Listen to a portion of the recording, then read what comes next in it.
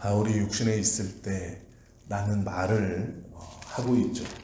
육신에 있을 때라는 말은 위에서 7장 1절부터 말씀하시는 혼인관계에 빙자한 것입니다. 제가 왜 빙자한 것이라고 말하면 이 혼인관계가 좋지 못한 관계이기 때문에 그래요. 억지로 힘이 없는 여성이 힘이 있는 남성에게 팔려가서 억지로 맺었던 원치 않는 혼인관계 속에 있을 때라도 그 혼인관계가 맺어졌기 때문에 이 당시에 그 풍습을 보면 여인은 그 남편에게서 벗어나거나 그 생활을 자기가 끝낼 수 없었어요. 이 결혼 생활이 억울하게 시작되었습니다.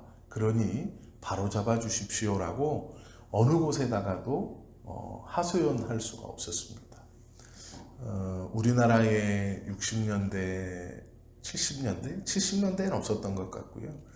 5, 60년대만 해도 자주는 아니지만 보쌈 비슷한 게 있었다고 합니다. 마음에 드는 여성들을 강제적으로 납치해서 며칠 동안 같이 사는 거죠. 그러면 상대방 부모에서도 쉬쉬하면서 어쩔 수 없다, 결혼해라. 대표적으로 개그맨 서 무슨 분도 그렇게 막 결혼했다고 그러죠. 가둬놓고. 그리고 조금 옛날 그 비슷한 사람들인지 그 개그맨 하나 또 있어요. 그분도 현재 그 무슨 개그맨이신데 그분도 자기 부인을 그 방송국에 소문 다 내놓고 나하고 교제한다. 뭐 어제 같이 있었다. 호텔에 있었다. 그래놓고 꼼짝 못하게 해놓고 막 강제로 데려가서 결혼한 그것을 방송에서 자랑스럽게 떠들었다가 문매를 맞았죠. 그런 일을 당해도 우리나라도 그랬는데 쉬쉬하면서 이 당시에 이스라엘의 여인들은 그렇게 강제적으로 원치 않는 결혼을 했을 때라도 그것에 대한 억울함이나 이 결혼을 끝내달라고 누구에게 말하지 못했습니다. 근데 유일하게 그 남편에게서 벗어나는 방법이 뭐냐면 남편이 죽었을 때예요. 그 남편이 죽기만을 기다리는 수밖에 없는 거예요. 그래서 바울이 그 이야기를 하고 있어요. 남편 있는 여인이 그 남편 생전에는 법으로 그에게 매인바 된다라고 2절에 말하고 있거든요. 이 매인바 되어버린 남편, 매인바 되었다는 건 남편에게 묶여 있다는 뜻입니다. 그러니까 강제로 하는 남편에게서 벗어나고자 하는 방법이 없다. 유일하게 벗어나는 방법은 남편이 죽으면 자유롭게 되는 것 뿐이다.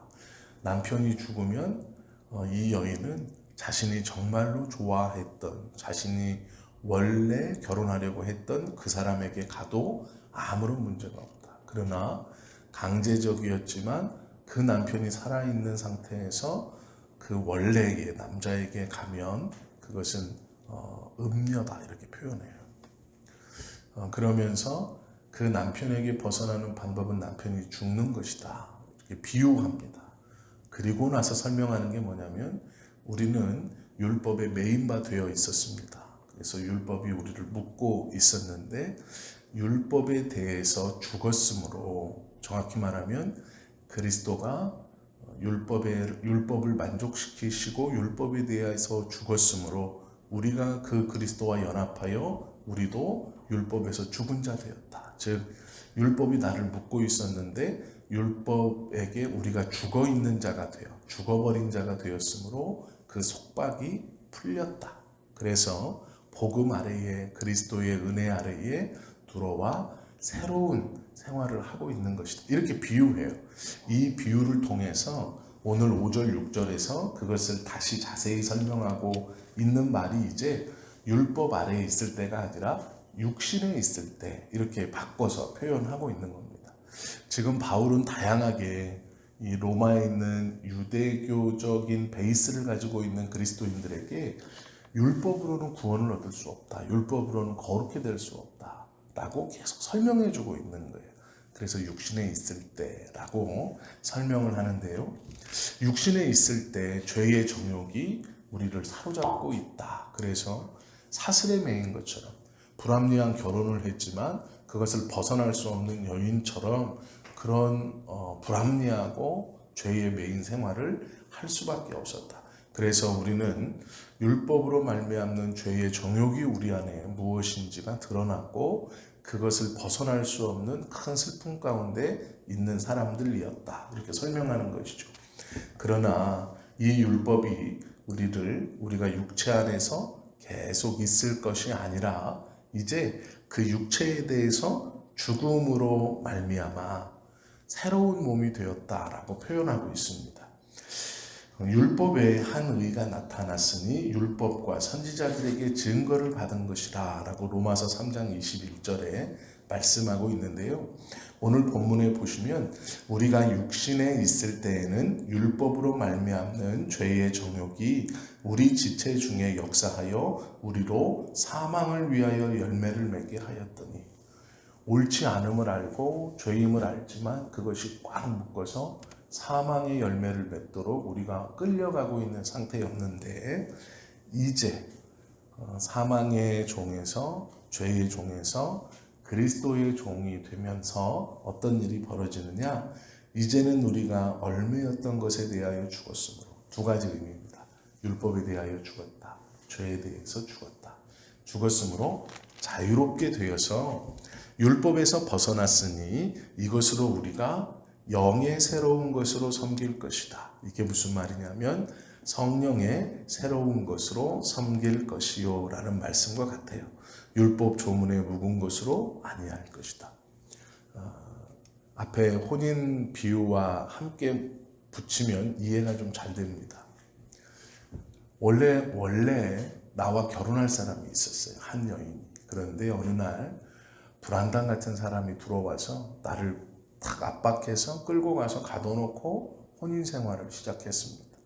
이 여인이 이 불합리한 결혼 생활을 벗어나고 싶었지만 아무도 자신의 이야기나 이 잘못된 것을 풀어줄 수가 없는 거예요.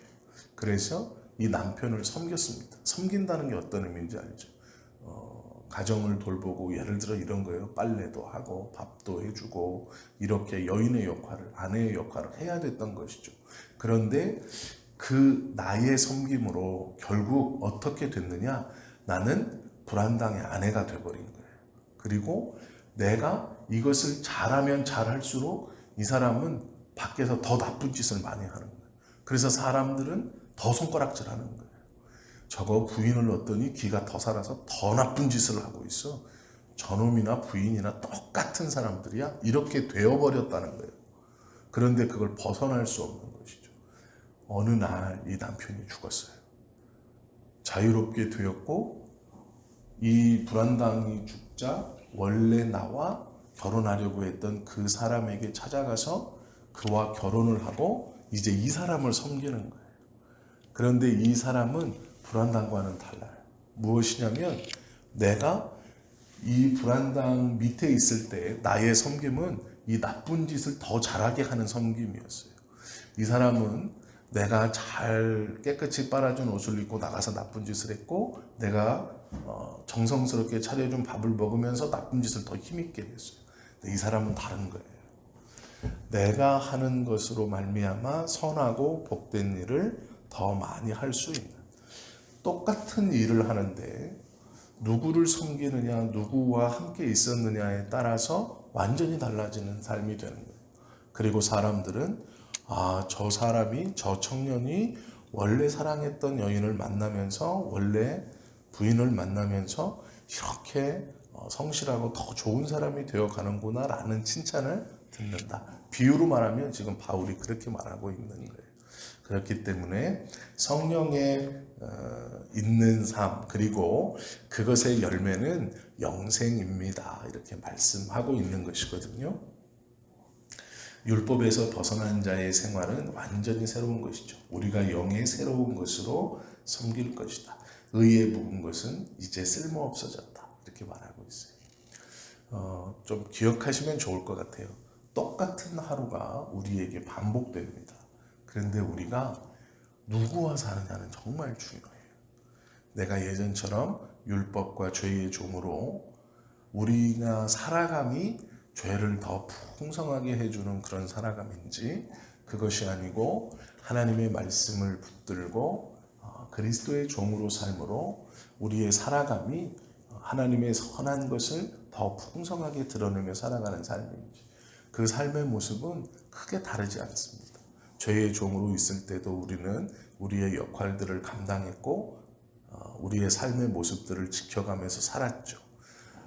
마찬가지예요. 땀 흘리고 힘쓰고 애쓰면서 나에게 주어진 삶을 살지만 우리가 복음 안에 그리스도와 함께 있을 때는 그것이 하나님의 영광을 드러내는 놀랍고 귀한 삶이라는 것이죠. 그리고 이 삶은 새로운 영으로, 즉 성령 안에서 살아가는 삶이다라는 것입니다. 오늘 하루가 우리에게 겉으로는 똑같은 삶일 수 있어요. 그러나 오늘 말씀을 꼭 기억하십시오. 우리는 죄의 종으로 사는 삶이 아니라 하나님의 자녀로 사는 삶이에요. 어제와 똑같지 않습니다. 날마다 하나님의 영광을 위하여 더욱더 기쁨으로 충분히 살아갈 수 있고 또 그렇게 살아가야 하는 삶이죠. 실망하거나 낙심하거나 또 내 안에 분노를 키울 필요가 없어요. 그것들을 다 내려놓고 하나님과 감사하면서 하나님의 영광을 위해서 오늘 하루를 살아간다 라는 그 선한 마음으로 살아가실 수 있기를, 그러한 하루하루가 모여서 하나님이 인정하시는 믿는 사람의 삶이 되는 거예요. 하나님이 기뻐하시는 자녀의 삶이 되는 것이죠.